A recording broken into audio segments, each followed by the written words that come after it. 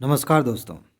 UPSC prelims 2023 को ध्यान में रखते हुए हम विजन आईएएस की 15 महीनों की मैगजीन्स को कवर कर रहे हैं और एक एक महीने की मैगजीन लेकर मैं आपको ये बता रहा हूँ कि कौन सी मैगजीन में कौन से इंपॉर्टेंट टॉपिक्स हैं और आप इन्हें कैसे तैयार करेंगे।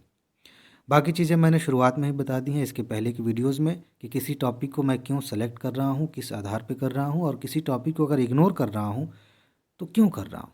ठीक है जी। तो चलिए शुरू करते हैं। आज हम बात करेंगे जून 2022 की मैगज़ीन के बारे में।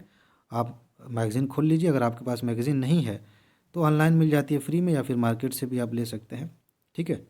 तो अभी देखिए, जो पहला सेक्शन होता है वह है पॉलिटी और गवर्नेंस का। इस सेक्शन में फ़िलहाल कौन से टॉपिक्स महत्वपूर्ण हैं। सबसे जो पहला टॉपिक है इसे ही देख लीजिए, केंद्रीय सूचना आयोग।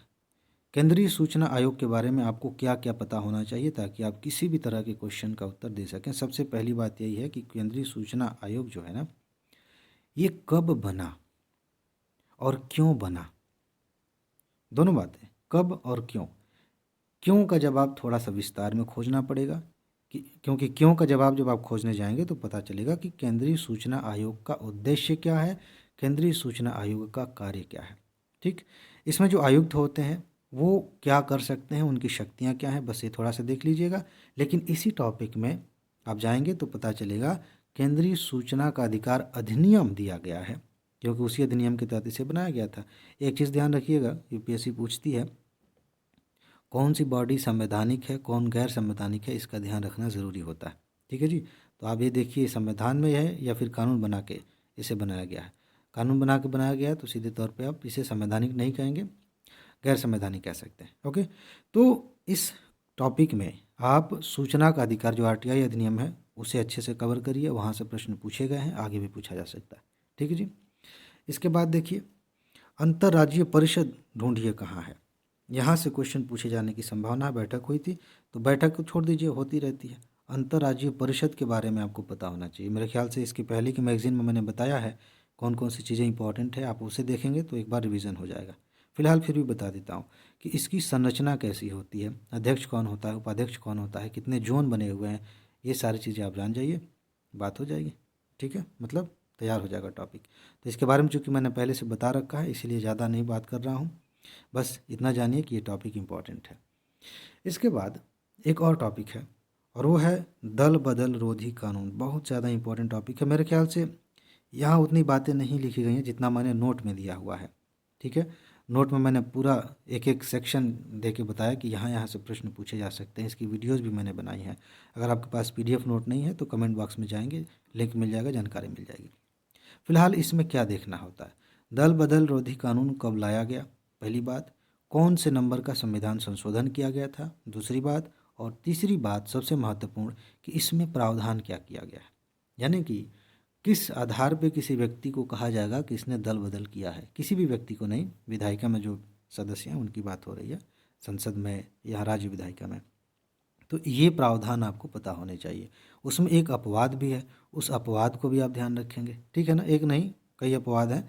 ठीक है, लेकिन कानून के अंदर एक अपवाद है, प्रक्रिया में भी एक दो अपवाद हैं। तो ये चीज़ आप ध्यान रखेंगे तो आपका ये टॉपिक तैयार हो जाएगा। इसके बाद ये सेक्शन ख़त्म हो जाता है। अब सीधे हम यहाँ आ जाते हैं और ये है अंतर्राष्ट्रीय संबंध। अंतर्राष्ट्रीय संबंध में देखिए मेंस में तो खूब क्वेश्चन आता है यहाँ से, WTA से। प्री में भी प्रश्न यहाँ से पूछे जाते हैं। आपको सिर्फ ये जानना है कि WTO की स्थापना कब की गई थी, पहली बात, इसका उद्देश्य क्या है, दूसरी बात। लेकिन जहाँ से प्रश्न ज़्यादा बनते हैं वो है कि इसके काम करने का जो तरीका है, इसके अंदर जो समझौते किए गए हैं उन समझौतों से इसने कुछ मैकेनिज़्म बना रखे हैं विश्व व्यापार को लेकर के, वहाँ से प्रश्न पूछे जाते हैं।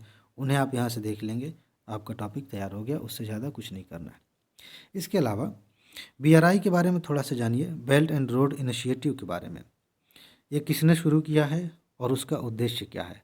ठीक है, यह बेल्ट और रोड इनिशिएटिव किन किन चीज़ों को लेकर आगे बढ़ता है, कैसे कैसे कनेक्टिविटी स्थापित हो जाएगी होगी, ये जानना है। भारत के साथ इसका क्या विवाद है उसे भी थोड़ा बहुत देख लेंगे।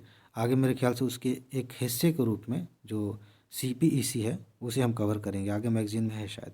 तो फिलहाल आप इसे इतना देख लेंगे, काम चल जाएगा, इससे ज़्यादा नहीं देखना इसमें। इसके अलावा नाटो के बारे में मैंने पहले भी बात की थी, एक बार फिर बात कर लेता हूँ।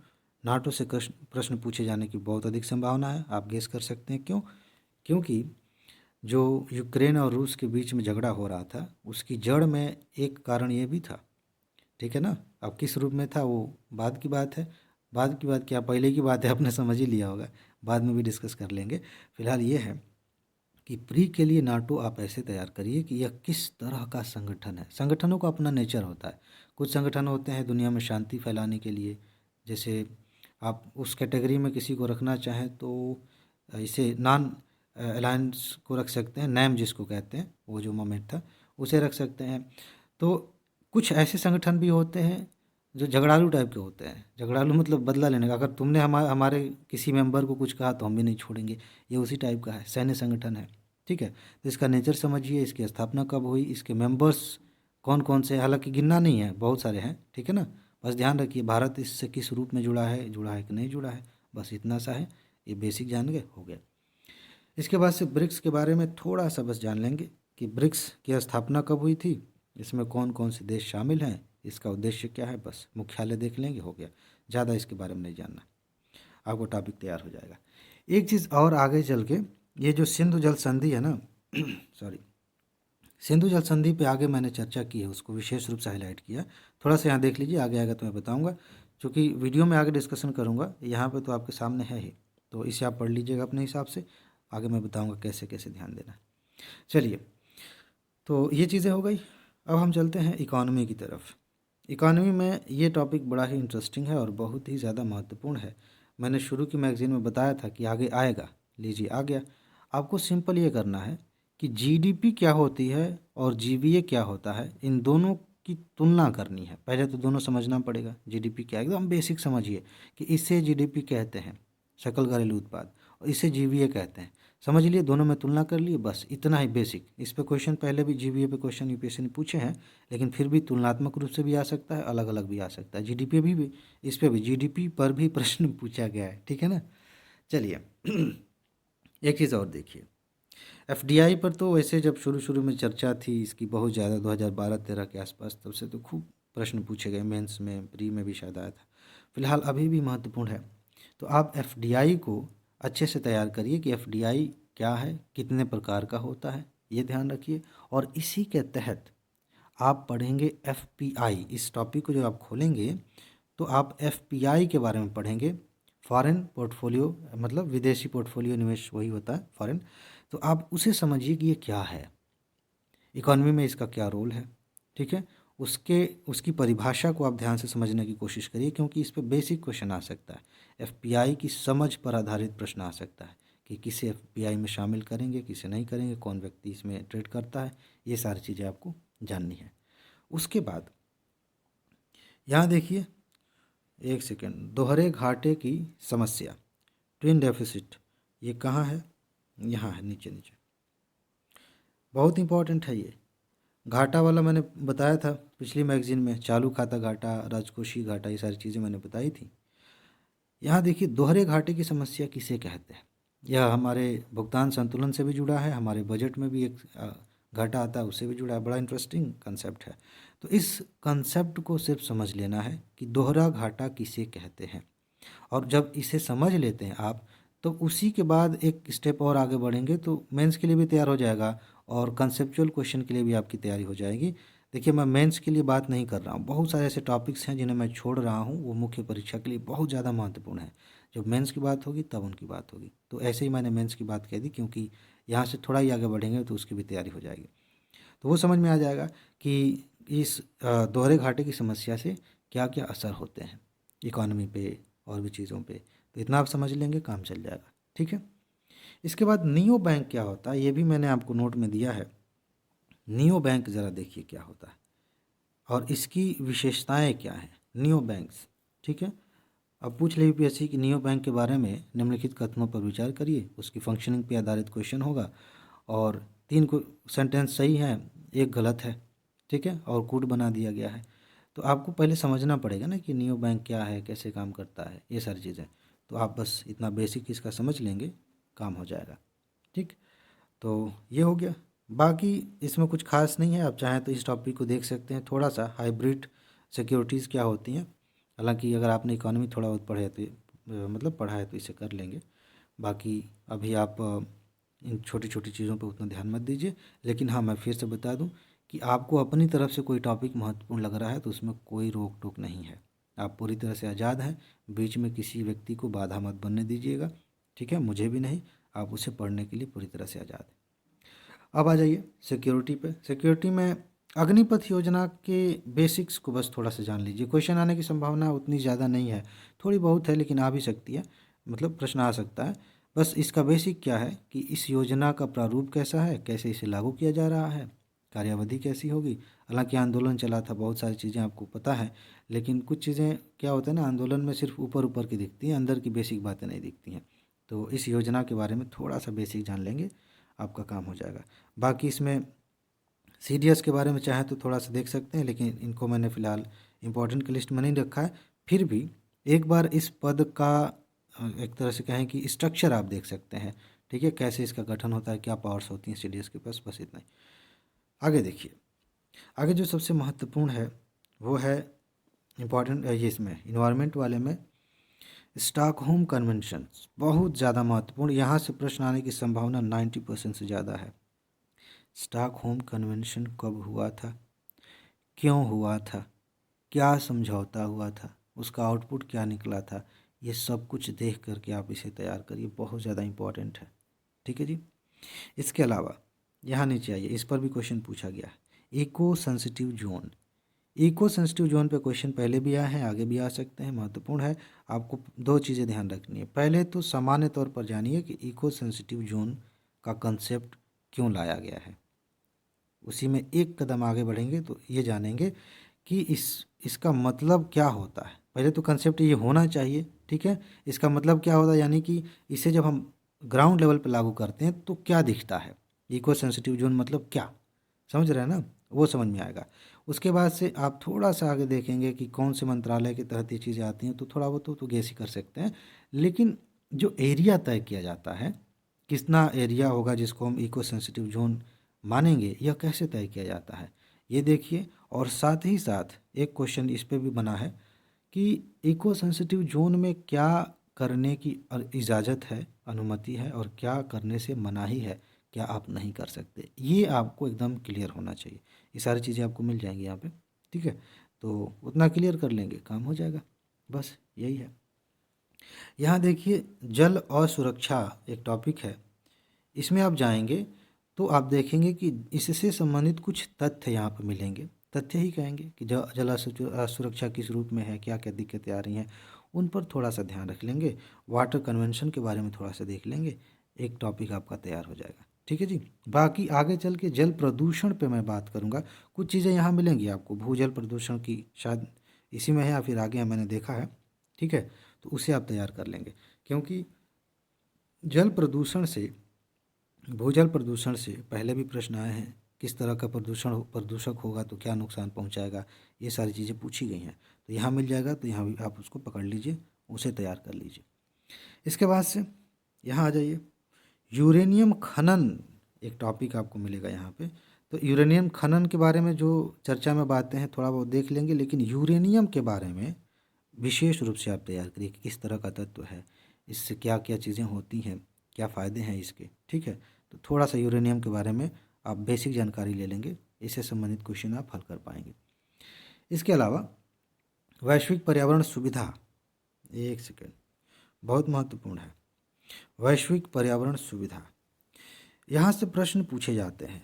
ग्लोबल इन्वायरमेंट फैसिलिटी, यह क्या है, ठीक है? इसकी परिषद भी है, परिषद के बारे में भी आप जानिए, लेकिन ये जीईएफ के बारे में जानना बहुत महत्वपूर्ण है। तो दोनों दो टॉपिक्स हो गए एक तरह से, यानी कि सिर्फ पहले इतना जानिए कि ये ग्लोबल इन्वायरमेंट फैसिलिटी क्या है, और उसके बाद आप ये भी जान सकते हैं कि जीईएफ काउंसिल क्या है। लेकिन सबसे ज़्यादा जोर आप इसी पे दीजिएगा कि इसकी शुरुआत क्यों की गई थी। और पता है, यह जो सुविधा है इसके तहत अलग अलग जो प्रोग्राम चलते हैं पर्यावरण सुरक्षा को लेकर के, उनमें फंडिंग दी जाती है। तो एक लिस्ट है, 5-6 प्रोग्राम्स हैं जिनमें पैसे दिए जाते हैं। तो उनको आप याद कर लीजिए, उन्हें तैयार कर लीजिए, और कौन मैनेज करता है इसे, कौन सी संस्था मैनेज करती है, उसे भी आप ध्यान रख लेंगे, आपका ये टॉपिक तैयार हो जाएगा। परिषद के बारे में भी थोड़ा सा देख लीजिएगा, आपका काम हो गया। इसके बाद आपदा रोधी कहाँ है, रुक जाइए मैं खोज लूँ।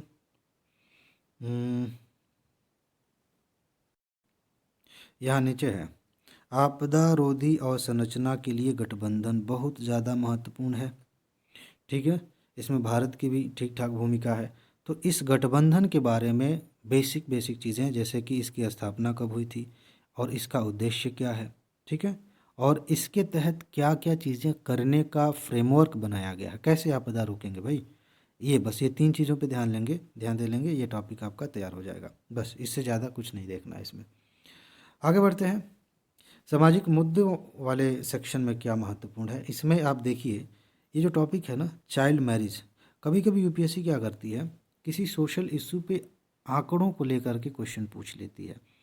मुझे ध्यान आ रहा है 2018 में एक क्वेश्चन पूछा गया था कि कोई जातिगत सर्वे इस तरह से किया गया था किसानों को लेकर के, और आंकड़ों पे क्वेश्चन पूछ लिया था यूपीएससी ने कि इतने परसेंट ओबीसी के हैं, इतने परसेंट इस कैटेगरी में आते हैं, ऐसा क्वेश्चन था।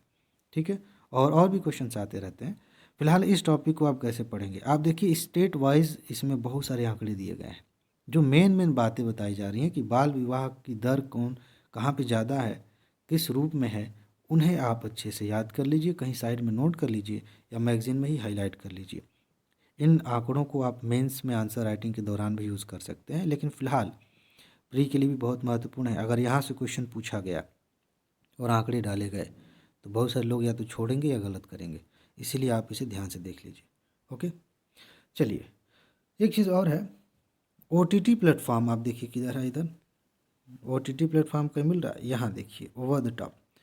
यह ओटीटी प्लेटफॉर्म बहुत चर्चा में है पिछले 2-3 सालों से, ख़ास तौर से जब से लॉकडाउन लगा देश में या पूरी दुनिया में लगा, तो तब से आप देखेंगे ओटीटी पे कंटेंट अलग रूप में बड़ी तेज़ी से बढ़ा है, लोगों की रुचि इधर बढ़ी है। ठीक है, बहुत ज़्यादा चर्चा में है, और इसमें कई सारे नियम ऐसे लागू नहीं होते जो टेलीविज़न पे सिनेमा में लागू होते हैं, इसलिए भी ये चर्चा में रहता है। तो इसका बेसिक क्या है, ओटीटी प्लेटफॉर्म का मतलब क्या है, एक क्वेश्चन यहाँ से बन सकता है। आपको एकदम क्लियर होना चाहिए कि ओवर द टॉप प्लेटफॉर्म्स हैं क्या, इन्हें रेगुलेट कैसे किया जाता है। ठीक है, इन पे कौन कौन से ऐसे नियम हैं जो लागू नहीं होते, बाकी जगहों पे लागू होते हैं, उन्हें आप ध्यान रख लेंगे, आपका काम हो जाएगा। ठीक है जी, तो ये हो गया।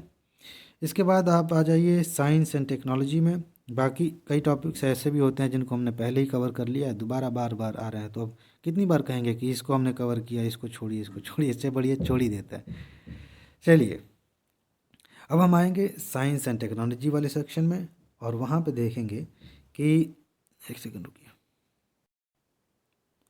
हाँ जी, तो इस सेक्शन में जब आप आएंगे और इस टॉपिक को खोलेंगे, ये जो पहला टॉपिक है भारत के अंतरिक्ष कार्यक्रम में निजी क्षेत्रक, जब इस टॉपिक को खोलेंगे तो वहाँ एक चीज़ पढ़ने को मिलेगी जिसे हम कहते हैं भारतीय राष्ट्रीय अंतरिक्ष संवर्धन और प्राधिकरण केंद्र। देखिए उसका शॉर्ट फॉर्म भी है, उसे भी देख लीजिए, वो टॉपिक इम्पॉर्टेंट है, इसी के बहाने उसे तैयार कर लीजिए अच्छे से। इसके अलावा आगे बढ़िए, ग्रीन हाइड्रोजन पे मैंने काफ़ी बातें की हैं, महत्वपूर्ण है, मैंने बताया था कैसे कैसे तैयार करना है, उसे आप देख लीजिए। ठीक है, इसके अलावा यहाँ पे आप देखेंगे, एक मिनट रुकिए, हाँ,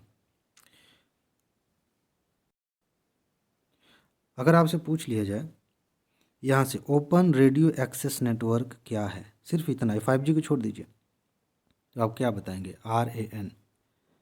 ये बहुत ज़्यादा महत्वपूर्ण है, और इसमें बस ज़्यादा कुछ नहीं करना है, आपको बस समझ लेना है कि ओपन रेडियो एक्सेस नेटवर्क क्या है। ठीक है, 5G साथ में लगा लीजिए, 5G open radio access network, बस थोड़ा सा इसका समझ लीजिए, आपका एक क्वेश्चन सही हो जाएगा। इस पे क्वेश्चन आएगा, इसके बेसिक को लेकर ही क्वेश्चन है, क्योंकि इसमें ज़्यादा फैक्ट्स वगैरह कुछ है नहीं, ज़्यादा बहुत अधिक टेक्निकल बातें नहीं है, थोड़ा सा बस समझ लेना है कि ये क्या है। इसके अलावा वेब 3.5 पे मैंने टॉपिक भी दिया था, वीडियो भी बनाया था, और क्वेश्चन भी आया था 2022 में। तो वेब 5.0 पे थोड़ा सा बेसिक कंसेप्ट आप बना लीजिए कि ये क्या है, और इसके पहले के जो फॉर्म है उनको थोड़ा थोड़ा समझ लीजिए, इंपॉर्टेंट है। ठीक है, तो ये आपका काम हो जाएगा। इसके बाद से आगे बढ़ जाते हैं, जैसा कि हम जानते हैं इसके बाद आर्ट एंड कल्चर वाला सेक्शन आता है। संत तुकाराम के बारे में आपको अच्छे से पता होना चाहिए, इनके जीवन के बारे में कुछ बेसिक बातें, इनका कालक्रम और इनका जो योगदान है, क्यों हम इन्हें जानते हैं, पढ़ते हैं, वो कारण क्या है, बस उसका जवाब आप खोज लेंगे, आपका एक उत्तर तैयार हो जाएगा। ठीक है जी। इसके अलावा इसमें कुछ खास चीज़ें नहीं हैं। ठीक है, बाकी छोटी छोटी बातें हैं, उनको आप अपनी सुविधा और समय की उपलब्धि के मतलब उपलब्धता के हिसाब से देख सकते हैं। इसके बाद योजनाएं जो हैं एक बार देख लीजिए, नॉर्मल सी हैं, इसमें मुझे कुछ खास नहीं दिख रहा है, बस आप अपनी सुविधा के हिसाब से देख सकते हैं। जो ज़्यादा महत्वपूर्ण रहता है वो मैं बता देता हूँ आपको। नीचे लास्ट में आपको मैप मिलेगा भारत और विश्व का। फिर से बता दूं कि उसे रटना नहीं है, एक बार उन जगहों को लोकेट कर लेना है, मन में बिठा लेना है, फिर आगे बढ़ जाना है। बाद में भले भूल जाए, आपको लग सकता है कि भूल गया है, लेकिन भूलता नहीं है। ठीक है, बार बार देखते देखते देखते देखते चीज़ें दिमाग में बैठ जाती हैं। तो बस इसमें इतना ही है, और इसको यहीं रहने देते हैं। फिर आगे अगली वीडियो में अगली मैगज़ीन कवर करेंगे। इन चीज़ों को आप अच्छे से तैयार करिए, एग्ज़ाम करीब है, कम समय है। जितना स्पेसिफिक होकर पढ़ाई करेंगे उतना ज़्यादा अच्छा रहेगा। अगर इस वजह से एक दो प्रश्न छूट भी जाते हैं, मतलब नहीं आते हैं, उसी मैगज़ीन में रहे होंगे, आपने पढ़ा नहीं, तो कोई दिक्कत नहीं है। लेकिन इनकी वजह से सब कुछ छूट जाए तो दिक्कत है। पता चले कि एक क्वेश्चन कहीं छूटने ना पाए, उसके लिए हम एक एक शब्द पढ़ रहे हैं, तो पता चले कि दिमाग में ढेर सारी इन्फॉर्मेशन इकट्ठा हो गई है, और एग्ज़ाम जब सामने है, पेपर हल कर रहे हैं, तो कुछ भी याद नहीं आ रहा है, तो दिक्कत है। स्पेसिफिक होना पड़ेगा, छाँट छाँट के चीज़ों को पढ़ना पड़ेगा, उसी में मैं आपकी मदद कर रहा हूँ। ठीक है जी, तो इसमें बस इतना ही है। अपना ख्याल रखिए, खुश रहिए, मस्त रहिए, मुस्कुराते रहिए, जल्दी से सफल होइए और ज़िंदगी को एंजॉय करिए। आगे मिलते हैं। नमस्कार।